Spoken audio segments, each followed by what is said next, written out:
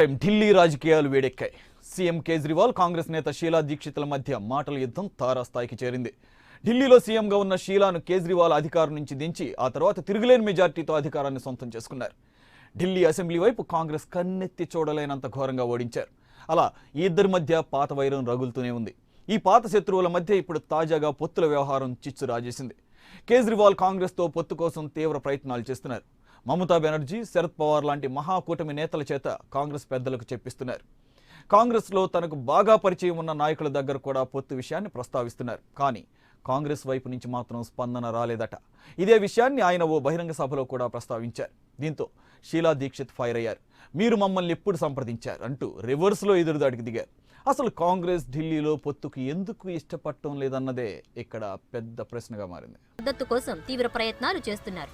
ఇద్దరు అలయన్స్ గా బరిలో దిగితే బీజేపీ పని పట్టొచ్చని ఆయన భావిస్తున్నారు. అందుకోసం తీవ్ర ప్రయత్నాలే చేస్తున్నారు. అయితే కాంగ్రెస్ తమతో కలిసి రావడం లేదని కేజ్రీవాల్ ఆరోపిస్తారు. ఢిల్లీలో విపక్షాలు ధర్నా చేసిన సమయంలో ఇదే విషయాన్ని మమతా బెనర్జీ కూడా ప్రస్తావించారు.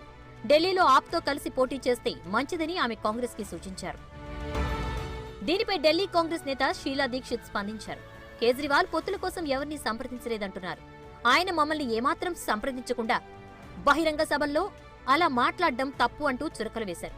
అంతేకాదు, ఆయనకు నిజంగానే పొత్తు మీద ఆశలు ఉంటే తమ అధినాయకత్వాన్ని సంప్రదించాలంటూ సూచన చేశారు. किस आधार पर ये केजरीवाल जी ने कहा, ये मैं उनसे पूछना चाहती हूँ, क्योंकि एक दफा भी उन्होंने कोई बात नहीं करी. గతంలో కూడా కేజ్రీవాల్ కాంగ్రెస్ తమతో పొత్తుకు సిద్ధంగా లేదని ప్రకటించారు.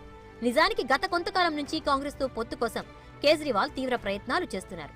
ప్రభుత్వ వ్యతిరేకత తమను ఇబ్బంది పెట్టడం ఖాయమని భావించే కేజ్రీవాల్ పొత్తు కోసం ప్రయత్నాలు మొదలుపెట్టారన్న వార్తలు వెలువడుతున్నాయి.